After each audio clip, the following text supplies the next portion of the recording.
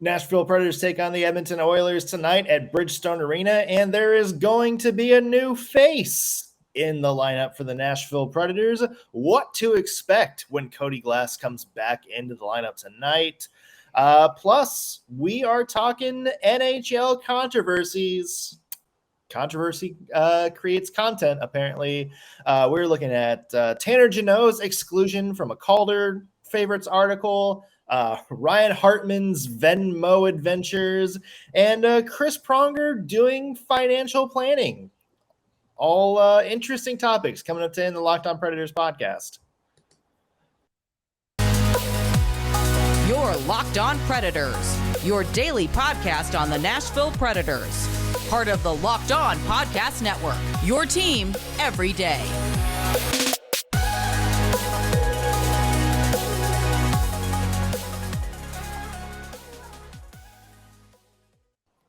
Thanks for making Locked On Predators your first listen of the day. I'm Nick Morgan. I'm a writer and editor at ontheforecheck.com, and I have a partner in crime. You do. I am Ann Kimmel. I am a writer at ontheforecheck.com. Predators hoping to get more playoff ground, more points in their arsenal as they march towards the postseason. Big game tonight against the Edmonton Oilers. The big news that came out actually just a couple minutes ago, Cody Glass. You remember him, the guy in the trade. He has been recalled by the team and will presumably be in the lineup tonight for the Nashville Predators. He is having a gangbusters type season with the Milwaukee Admirals, 60 points in 63 games. 60 points is most by a Preds skater since the 2012 season, or a Milwaukee Admirals skater, I should say. So, yeah, I mean, a lot to like about Cody Glass getting another chance at the Preds lineup tonight, Ann. I am so excited about this one. And Cody Glass was somebody I think most people felt like was going to be in the Predators lineup for much of this season. And he, like you said, has spent a lot of time in Milwaukee. And I love that for Cody Glass because this is a young player. He did not see this trade from Vegas coming, so he was kind of blindsided by that. And it's a huge adjustment. I love what they see in him. I think Nashville is right that this is somebody, this is a young player who is just brimming with potential. I love that they've let him simmer in Milwaukee. He has made such good use of his time there. 14 goals, 46 assists, 60 points. He's the most points for a Milwaukee Admirals player right now. And I love that he's returning to the lineup. I think he may be just a really great spark for this team. And I can't wait. I really can't wait to see this kid on the ice. Yeah, it's going to be interesting to watch because before the season, I think there were a lot of expectations on him. He had the look of a guy that was, I think, ready to maybe play a bigger role that he didn't necessarily get in Vegas. And I think a lot of people were surprised, A, how quickly he sort of didn't gel, like how quickly he sort of fell out of favor, and B, how quickly he kind of went down to Milwaukee after really only 2 chances to play earlier this season. And I think that surprised a lot of people. But I think our buddy Sean Smith at On the Forecheck said it best. There is no downside if you're in the Predators organization to spend some time playing for Carl Taylor. Yes, absolutely. Working for Carl Taylor in Milwaukee. Because that's a guy who knows how to kind of build things in players' games that maybe is just like that little extra spark, maybe how to really hone in on what makes you an NHL player. And it sounds like Glass has really found his footing this year. Remember, we were talking about 60 points in 63 games. But it really wasn't a great start for Glass in Milwaukee, too. He kind of struggled his first week, his first month or so with the Admirals. And a lot of us were sort of thinking, did we just absolutely blow the Ryan Ellis trade? And as the season went on, he's gotten better and better. And I know people are going to look at 60 points in 63 games and be like, oh, well, looks like he's been good all season long. But really, when you kind of break it down further, that's, probably from late December on, he's been a point per game player, if not more, for the Admirals. And it gives you a little bit more confidence in his future with the Preds. I agree with that. And I want to go on record as saying I think Carl Taylor is the secret weapon of the Nashville Predators, because the Predators, he is the secret sauce. He 100% is. The Predators can know for sure that they're going to send a player like Cody Glass down to Milwaukee, and Carl Taylor is going to be able to develop him. And whether that is a mental aspect, whether that's filling out and rounding out that player's game, Carl Taylor is freaking brilliant. And the Predators organization is so lucky to have him. And I hate to even think of the fact that he probably will get a chance at an NHL coaching position that might not be in Nashville. I can almost not put it out there. How dare he try to advance his career? I mean, stick with us. We love you, Carl Taylor. But you can see it in the progression of Cody Glass. Again, these are young players, that are coming in. Cody Glass was coming off of an injury. He kind of just had a rocky time in Vegas. And it takes some time to get your feet under you. And I'm excited, so excited that he's been called up. I really like his play. I love what we've seen recently from him in Milwaukee. And I think he really could be a long-term wise investment from the Predators. And like you said, a lot of people felt like this was a bust. And Cody Glass is not a bust. He's a long simmer. He's a simmer. He's a simmer. He is like the soup that you throw in a pot on like Christmas Eve morning and just let it stew all day. Come on. Then when you're ready, when you're done seeing your Christmas lights and all your little festivities, you're home from church, and that soup is all nice in there, warm and ready for you. And it kind of feels like that's what the Preds did. You know what? They kind of stashed him in Milwaukee. They sort of let him, just grow your game. Just have a good season in Milwaukee, and we'll take you off the burner when we need you. Yeah. And it's coming for a pretty good time because, one of our hottest topics over the past couple of weeks has been the depth scoring and, Tolvanen and Cunnin not really sort of being where we thought they would be. And Glass is, there's a lot to his game, but at the end of the day, he is a scorer. He is a playmaker. He is a great offensive guy who creates his own offense. At least that's what he has been in Milwaukee. And it's coming at a chance where he's probably going to get an immediate impact to do just that here. It sounds like he might get fourth line minutes, just the way like the lineups are shaking out. It's going to be really interesting to see who comes out. Who would you pull out of the lineup? Well, do they still think enough of Luke Cunnin where he's going to be that guy? Just he's kind of been buried on the fourth line the past couple of games. Or, what, do you move him back to the wing, take Matt Luff out, who Matt Luff has played pretty well. He has played really well, yeah. And maybe have Glass kind of be that guy that steps in there and, sort of takes over, the center line, and maybe you give your bottom line a little bit more offensive pop. So there's a lot of options. Going to be really interesting to see how John Hines play this. But you're hoping Glass can have the same type of impact he did. Yes. Yeah. And I'm excited to see him on the ice. I'm of the suspicion that Luke Cunnin will come out tonight. John Hines pulled Dante Fabro out of the lineup for a healthy scratch. He is not hesitant to kind of pull people out of the lineup for a reset. I think it might be Luke Cunnin's turn. So, like I said, we'll wait and see what the lines are tonight, but really excited about Cody Glass getting some ice time at Bridgestone Arena. And let me tell you, the place will go nuts if this young man scores. Just calling it right now. Yeah, you're hoping that's what happens, because there is a lot of people in Nashville behind Cody Glass. Yes. Want to talk about the game tonight because it's a big one. It's against the Edmonton Oilers, another team right in the thick of a playoffs hunt, potentially a Preds second round opponent. We'll have to see. And it's a team the Preds haven't necessarily done well against. So we'll talk about keys to the game and some NHL controversies. Controversy creates content. Yay. Yay. First, I want to mention today's show brought to you by our friends at Bet Online. Bet Online is your number one source for all of your betting stats and sports info. You can find all the latest sports developments, league reviews, and news, including this year's basketball playoffs and the start of Major League Baseball season. Bet Online is your continued source for all of your sports wagering information, from live betting, playoff props, esports, more.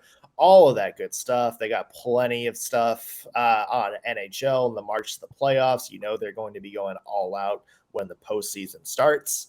If you want to put some money on tonight's action, or you just kind of want to check it out, test the waters, you can head to the website today or use your mobile device to learn more about the trends and action.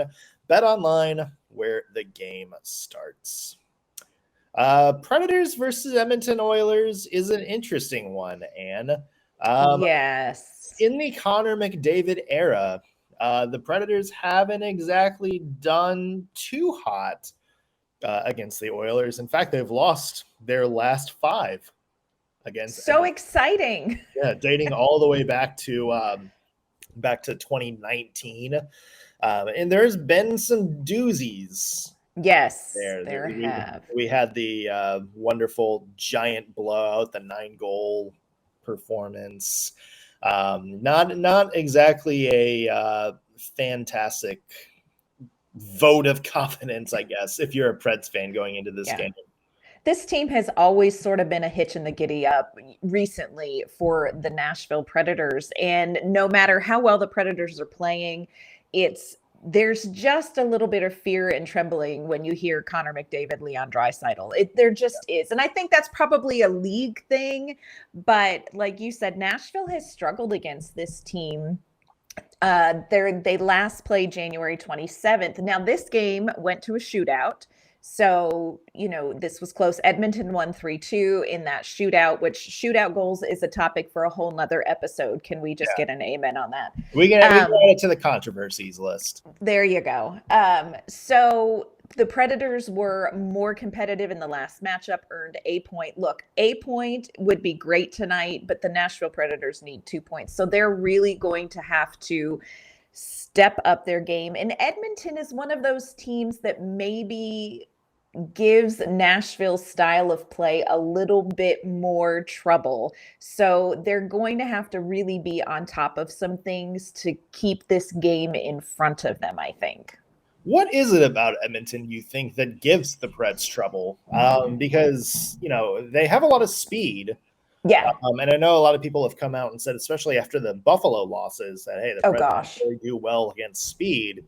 But I mean, they've held their own, like this week against Florida, against Pittsburgh. So what is it in your mind about Edmonton that seems to give the Preds trouble? Because it's not like they're world eaters. Yeah.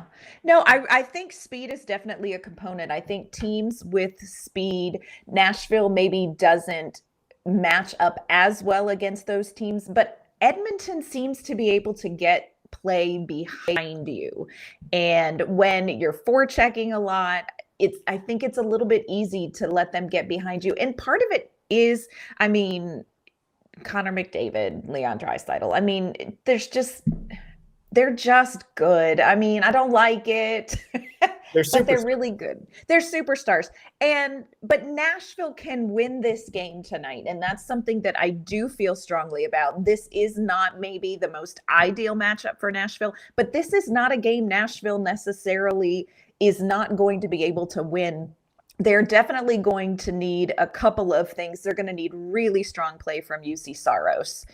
For sure. I think that's probably going to be one of the keys because the Oilers put a ton of shots on net, especially against the Nashville Predators. The last game, 46 shots on net, which, that's a lot of work for UC Saros. Not saying he can't handle it, but that's a lot. So they're going to need to have the best game from Saros. He's going to need to steal some, I think. They're also going to need to block some shots and help Saros out. But this is a winnable game. As much as the Predators have not done well against Edmonton, this is a winnable game tonight. And you hope to see it because the Predators need every point they can get. Amen. We talked yesterday kind of about how we thought, the wild card spot would give Nashville maybe an easier path because they would play the Pacific in the second round instead of, a St. Louis, Minnesota potential thing, or even the Colorado Avalanche.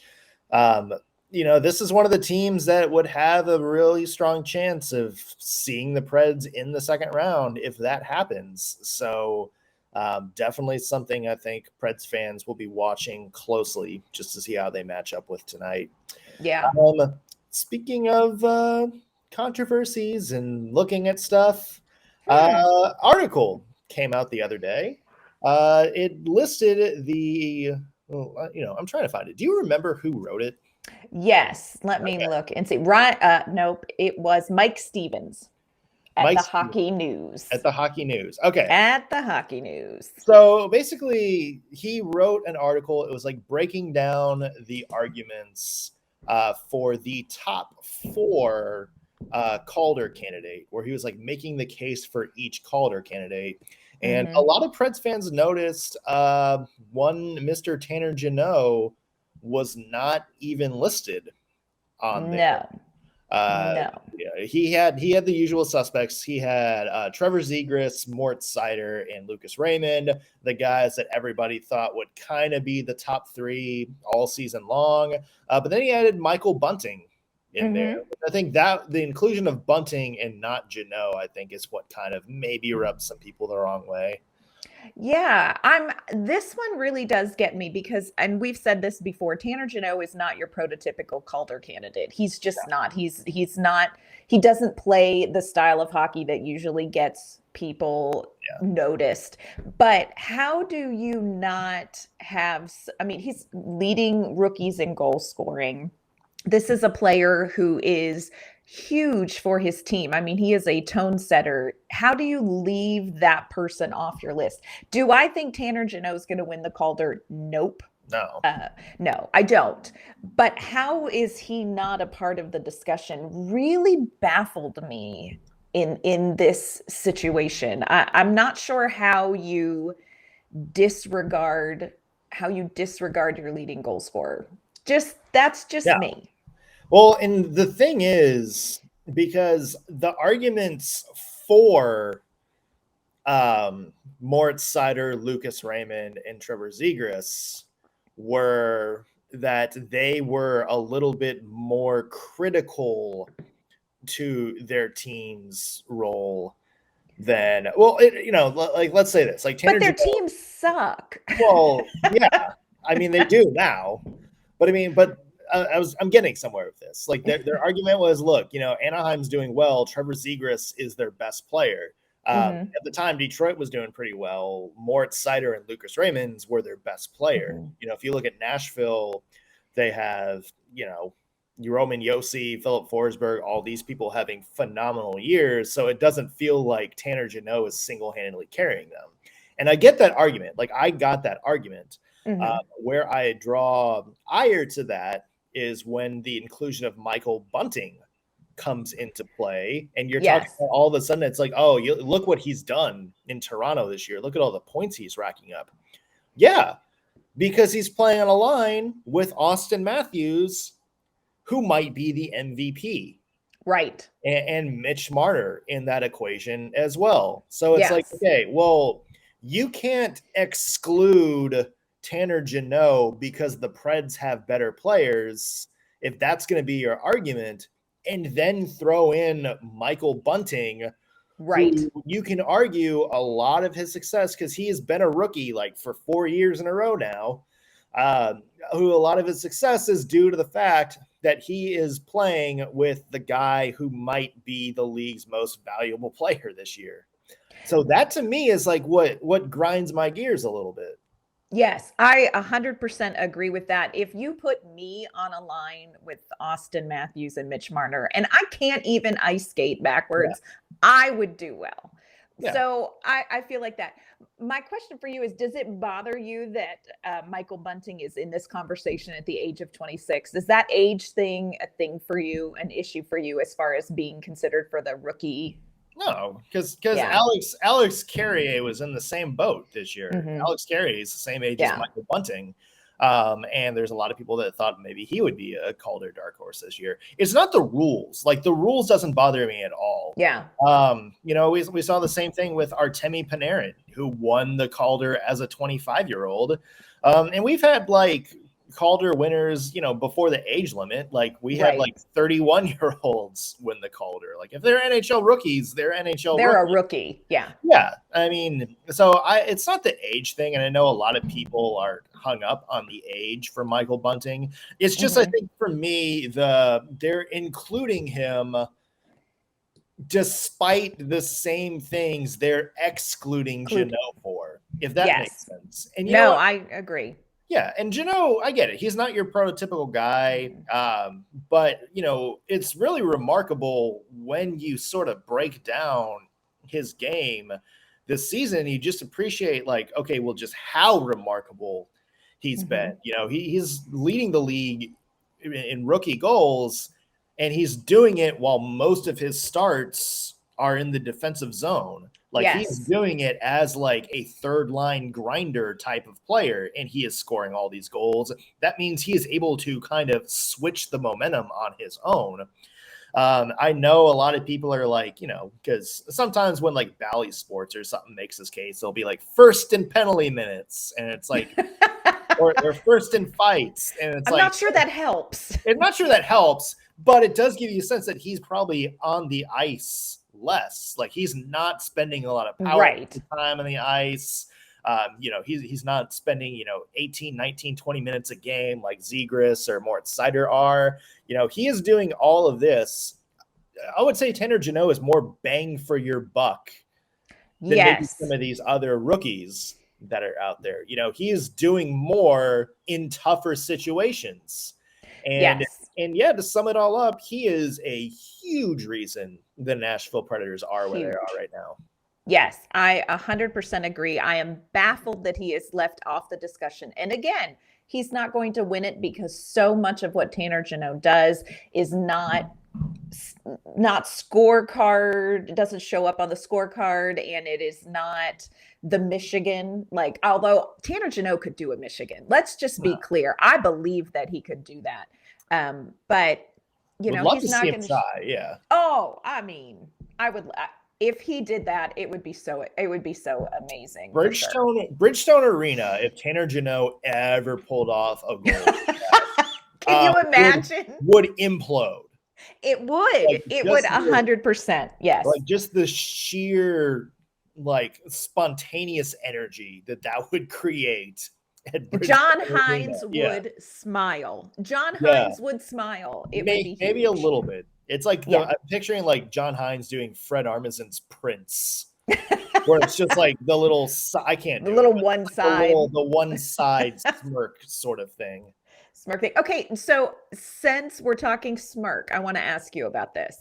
So in this article that we're talking about, one of the things that Mike Stevens said about Trevor Zegras is Zegras has also dragged hockey culture kicking and screaming into the future, causing crusty old hockey men to throw temper tantrums over his antics that in turn spark conversations about the sport's desperate need for reform. And of course, we had the whole deal with Tyson Nash, the Arizona play-by-play guy, kind of dogging on Trevor Zegras for kind of showboating and smirking and smiling, which first of all, if the Arizona Coyote players cannot handle smirking, they should never have teenagers, because you're looking at 5 years. Well, they can't even handle a stadium lease right now. So. I mean, so I'm feeling like you got to have bigger pants on. But I'm just curious what your take is on the whole crusty old men kicking and screaming into this new hockey style. Let's be honest here.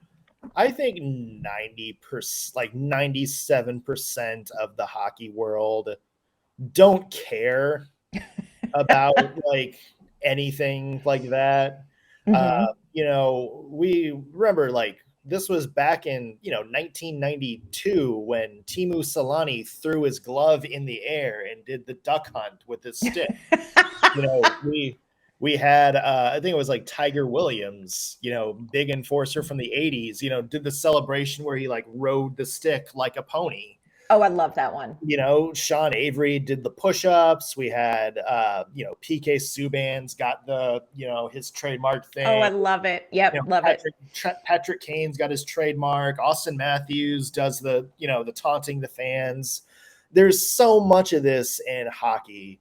And you know what? There's been so many like wild plays. Like, I don't remember this much discourse when, Evgeny Svechnikov pulled off. Was it Evgeny or Andre? I don't know. I get the two Svechnikovs mixed up. One of them was a Red Wing. One of them's a Hurricane. The good one's a Hurricane. He did the Michigan a couple of years ago, and that's what everybody was like, "Ooh, what do we call that?" So I don't think anybody really cares that much. It's just in the last couple of years we've had people in prominent positions, like John Tortorella and some of these guys that are on TV say this, and then that's like, oh, all these old hockey men have a problem with it. I don't think they do. I think these are just one or two people who get paid to say things on TV. Mm-hmm. And you know what? The other thing about the Trevor Zegras thing and the fight from Jay Beagle, Tyson Nash said that it's like, oh yeah, if you score, you got to take a hit. That happened like 45 minutes prior to the Jay Beagle thing. Like the Michigan goal was like the first goal of the game in what wound up being like a 6-0, something like that. Yeah. The Jay Beagle thing, if you watch the replay, I didn't really care too much about that, to be honest. It was Trevor Zegras went hard to the net, maybe got like an extra poke in at the goalie. And it's not like Jay Beagle just like grabbed him and threw him down. No, he just gave him a cross check and knocked into the ice, and then Troy Terry kicked in. I think it's just the whole notion of you're good, so we're going to punish you for being good and making us look stupid. I think that's dumb. Yeah. Well, and I think there's momentum to the narrative that there are two hockey camps that can't come together for the sport. And I'm not sure that that's true, because you look at, Nashville plays kind of more of the old school forechecking, hard hitting, physical game. But we also have Philip Forsberg, who, by the way, did the Michigan that I call the Forsberg. You know what I'm saying? Like, I don't feel like there's necessarily this huge chasm in hockey, but it makes for a great story that, that Zegras is pulling people kicking and screaming into the future of hockey. I think it's interesting. And here's my thing. Like, everybody has their celebrations. I told my kids two things playing sports. Number one, don't ever let me see you spit. Number two, act like you've been there before. And, it's just part of the game. Like, you got to put your big boy pants on. Like, so I thought that was interesting. Now, here is a super interesting one.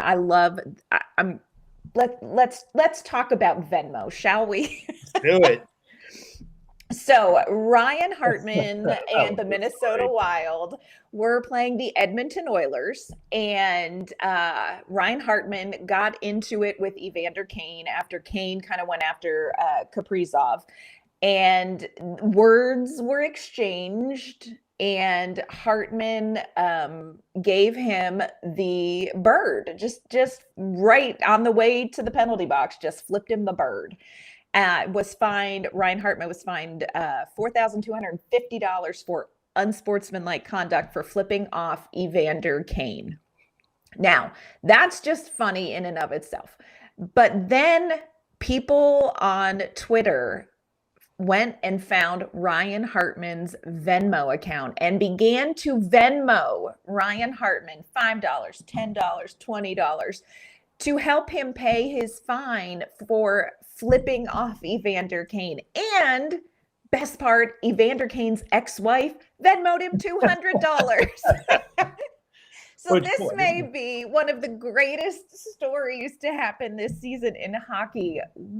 Wow, people don't like Evander Kane. No, and I think it was after Ryan Hartman, once he was fined, I think somebody asked him, about it the next day, and he's like, it was worth it. Oh, it was the bird heard round the world. It was. Do you remember? This was like back in mid 2010s or something like that. Brandon Prust speared Brad Marchand at the groin. And all the Bruins announcers like, he should be suspended. That's a dirty play. He could have done this one, blah, blah, blah, blah. And then, it was like, it wound up being like a $10,000 fine or something like that. And somebody asked Brandon Prust about it. He's like, that was the best $10,000 I've spent in my life. Yeah. It throws me back to that. Yeah. Yeah. I mean, it's funny. Like it's a situation that's funny. I mean, it is. It is, but it isn't if you really go deeper into the Vander Kane and thing. But I think on the surface, everybody paying Ryan Hartman's fine because they hate Evander Kane is funny, if nothing else. Well, and the best part is in all of this, every time they Venmoed him in the, message for what it's for, they just did the bird emoji, the middle finger emoji. So I just love this. And I do want to say that Ryan Hartman announced yesterday that all of the money that was donated, he is giving away to a charity that, he will announce that he's on his way to another game, but that he is going to pay the fine and donate the money, which I think is great. But you know what? There are just some people that bring out the bird in you. And I just thought it was fantastic that Ryan Hartman got to flip him off and ended up with a very busy Venmo notification. Yeah. The other one that's been, and this is weird. I can go both ways on it. Me too. So Chris Pronger, long time NHL defenseman, posted a very long Twitter thread, basically kind of saying it's like pro athletes don't make as much as you think they do. I won't get into the whole thing, but it's basically like, look, when you count, taxes every year, when you count escrow, the money you have to pay to, because NHL players, have their own personal chefs because they don't have time to cook, and stuff like, massage therapy and off-season training and all this that you're going to kind of need. Basically, it's just NHL players make a lot less than you think. Right. Players, there's been a lot of people coming out that said it's tone deaf. Because, NHL players, they're making a lot less, but they're still making, millions, and compared to people in the country that are struggling. I don't know. What are your thoughts on the whole Chris Pronger situation? This one, he had another thread a week or so ago that I thought was very interesting, talking about finances for young, new NHL players. So I read through this one thinking, okay, this will be interesting. And I think it's a helpful perspective. It's helpful to remember where he's coming from. He's not coming from a place of feel sorry for these guys. He's coming from a place of, you look on paper and it says Roman Josi makes $9 million. Roman Josi doesn't walk around with $9 million in his wallet. And here are some of the things that, so I thought it was interesting, agents take 3% of the gross. I didn't know that it was, off the gross. I think that's interesting. Where he sort of maybe, had his skirt tucked in his pantyhose is when he talked about the vehicle costing $75,000 a year. That was the one I was like, you had me up until this point. Yeah. I'm like, okay, we're going to need a minute. First of all, you can get a perfectly nice car for way less than $75,000 a year. And if it's one of those things where, no, that's what people in the NHL drive, then somebody get an old Datsun and reset this standard. This is ridiculous. Yeah. Okay. and things like rent $5,000 a month, that, but I thought it was an interesting perspective. I don't feel like he was saying feel sorry for us, but I also do feel like when you're saying a $75,000 vehicle, and like you can't go to CarMax and get, a Ford Fiesta for under 10,000 right now. Like, it just, I don't know. Like, I appreciated the insight, but the delivery was sort of like, ooh. Yeah. Well, I think he even came out and said, look, I'm not trying to compare this to like a normal person off the street. I'm not comparing. This is just like for perspective. And he has a good point. It's like, look, most NHL players, regardless of how they make their money, are, they retire. Probably the average NHL player retires at like 33, 34, just because, they're not getting the same contract offers they did, in their mid 20s. There's quite a few who play till 30s and 40s, but they're, in the grand scheme of things, kind of a dime a dozen. Yes. So, I get it from that perspective. I think if this was maybe cheapen up your car a little bit, maybe that's a way you can save in your 40s and 50s and 60s. Yeah. I think it's, I do think it's interesting to understand that. And I mean, there's a whole nother topic on giving young people this kind of money without giving them financial, giving financial literacy. So I think there's a whole lot that goes into that. And, I have big feelings on the whole hockey system as it is anyway, because you have these young kids moving away from home. And that's just a whole nother podcast for a whole nother complaint and a whole nother controversy thing. But I think it's interesting information. But dude, like, read the room. read the room. Like, who like, Philip Forsberg is tooling around on a blue scooter. Like, you know what I'm saying? Exactly. Well, it's a whole thing. It's a whole thing. Edmonton Oilers versus Nashville Predators. That's a whole thing. We're going to have a recap of that tomorrow. In the meantime, Ann, where can we find your work online? You can find my work at ontheforecheck.com. You can find me on Twitter at ANK_Mama on Ice. Also, be sure to follow the podcast on Twitter at LO_Predators. Be sure to like and subscribe on YouTube. That's going to do it for us today on the Locked On Predators podcast. Thank you for making us your first listen of the day. We'll be back tomorrow with a Predators Oilers recap.